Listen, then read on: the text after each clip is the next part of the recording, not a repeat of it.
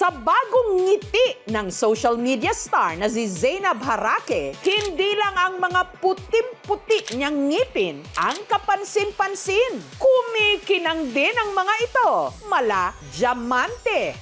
Ang sikreto raw sa kanyang million peso smile ang nauusong diamond cut veneers. Ang veneers, maninipis na shell na idinidikit sa ngipin para pagandahin ang kulay, hugis at kabuang ngiti. Pero kung pang-diamante ang kinang, pang-milyon din ang presyo. Bawat piraso nagkakahalaga ng 250,000 pesos at ang isang buong set tumataginting na 5 milyong piso. Sinampal na naman ako ng kahirapan. Pwede ba yan pay later? Pero dahil hindi lahat meron nun, ang babaeng ito sa halagang 65 pesos lang bumili online ng DIY o do-it-yourself veneers. Yun nga lang, sa halip na mapangiti, siya'y napangiwi. Ginawa ko akong tango! Oh! Ang DIY veneers kasing ibinalot niya sa kanyang mga ngipin, tumigas. Pagdari lang! Hakakaya! Kaya halos hindi na niya maisara ang kanyang bibig. At para matanggal ito, kinailangan niya pang gumamit ng nipper. Wala, nagahi, di na matangtang. Aray ko po! Veneers! Uso! Pampaganda raw ng ngipin. Bagamat masakit sa bulsa. Kaya kakagat ka ba sa bagsak presyo nito? Online? Tigatanhay sa Negros Oriental ang babae sa video, si Teresa. Parang may fill in the blanks. Meron akong ditong sira na dalawa dito na pag ngumiti po talaga ako, makikita siya. Nagtanong-tanong po ako, ma'am, na kung magkano ang postiso. Mabigat na po sa akin nun, ma'am, yung 1,000. Hanggang sa mapangiti raw siya nang meron siyang napanood online. Nakita ko yung ads na pumuti yung mga ngipin niya sa veneer, kaya sinubukan kong bumili. Ang nabili niyang DIY veneers para raw puting beads na kapag binuhusan ng mainit na tubig, lumalambot at nagiging parang clay na pwedeng hulmahin. Sinunod ko lang po yung yung nakita ko sa ads. At nang lumambot ito o naging moldable na ang thermoplastic beads, inilagay na niya ito sa kanyang bibig at saka hinulma. Yun nga lang, Nasublahan pa ko pala ng paglagay ng veneer. Kumapit po talaga dito sa pinakailalim ng dito ko sa ilalim. hanggang sa tuluyan na nga itong tumigas. Ewan ko, akong kanguloy. Hindi na matanggal. Kaya di naman siya makat diri sa nipper. Kaya syempre, mukan ang nipper diri sa akong baba is, kuha na siya, sakit na siya. Uminom ka ng ininit. At ang tumigas ng veneers, unti-unting natanggal. Ay, wag na po talaga. Wag yung subukan. Baka pareha pa tayo. Magkabulolyaso pa. Ang totoong veneers, gawa sa porcelain o composite resin. Kino-customize ayon sa hugis at kulay ng iyong ngipin. Bukod sa pumuputi itong tignan, natatakpan din ang mga bitak at sira. Tipid naman kung ngumiti sa kanyang selfies ang tubong Palawan na si Jasmine. Ang kanya kasing ngipin may sungki. Na-insecure ako dito eh. Tuwing umaga pagising ko, ang hapdi ng dila ko. Dahil sumusugat.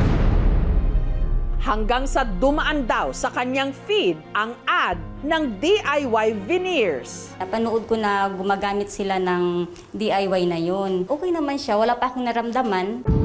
Ang ngiti ni Jasmine agad nabura nang ang inilagay niyang DIY veneers kumapal. Ang hirap huminga, tapos yung dila ko, halos hindi ko magano dahil sa sobrang kapal. Kaya takbo agad siya sa dentista. Ayun, si Jasmine, mas napamahal patuloy. Hindi po maganda yung status niya, no? Hirap magsalita. Mahirap po tanggalin yung moldable false teeth, no? Kung ano-anong ginamit namin. Ang Ang pinagsisisihan ni Jasmine dahil sa inilagay niyang DIY veneers, nag-ugaan ang kanyang mga ngipin. 3 ngipin po ang natanggal. Pakiramdam ko yung ngipin ko lahat ay rumupok. Sumubok ako ng mura, yung pala, parusa pala yung naging ano nun sa akin. Dahil dating nagtitinda ng barbecue, ang tiga-Caloocan na si Rachel, araw-araw daw niyang kailangang humarap sa customer. Kaya naman nadjadyahe raw siya sa sira ng kanyang ngipin sa harapan. Ang naisip niyang solusyon, sa halip na magpa-dentista, tapalan na lang ito nang nabili rin niyang DIY veneers. Buy one, take one pa raw sa halagang 65 pesos lang. Si Rachel, natuwa naman daw sa naging resulta. So pag may tao tatawag sa akin, ngingitian ko lang. Bongga, naka-veneers ka. Gumagano yung mga taga dito. Sabi ko, hindi, ano lang yan, DIY lang. Hindi lang siya nakakangiti, nakakakain na rin ng kanyang cravings. May nakakagat ako ng buto. Tuwa na naman ako. Pero kalaunan, ang kanyang matatamis na ngiti napawi nang ang kanyang gilagid nagsimula raw kumirot at humapdi. Ang kanya kasing inilagay na DIY veneers bumaon sa kanyang gilagid. Habang ninemel ka, ko gumagalaw yung lahat ng ngipin ko. Pagka ganun ko, pagkahat ako ng isa, sumama yung ipin ko na buo. Habang ang mga natira niyang ngipin, nagsimula na rin daw umuga. Wala na, tubig nilang mapasok sa bunganga ko. O dila ko, dami ng singot, tapos gilagid ko. Ang mga ngipin ni Rachel ngayon, halos wala nang natira. Nabasag at naputol na ang mga kinapitan ng DIY veneers. Yung kirot tsaka yung trauma na naranasan ko hanggang ngayon, baon-baon ko. Siguro hanggang mamatay ako, baon-baon ko yun eh.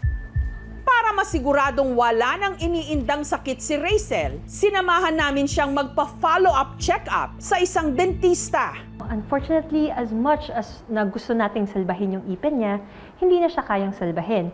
Ang mga natirang bulok ng ngipin ni Rachel, hindi rin daw pwedeng bunutin agad. Papa-medicate muna natin si patient para medyo mag-die down yung infections. Magagawa na natin siya ng pustiso.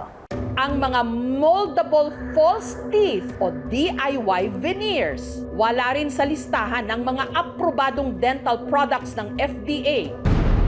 Pinapaalalahanan ng DTI-ACB ang publiko na maging mapanuri at maingat sa mga binibiling produkto online katulad na lamang ng mga sumisikat ngayon na DIY veneers o moldable false teeth na ibinibenta sa iba't ibang online platforms. Ang danger ng paggamit ng mga ganitong nabibili lang online ay ang low quality at hindi po natin alam kung ano po yung specific material na nasa loob ng mga packaging na gagamitin natin.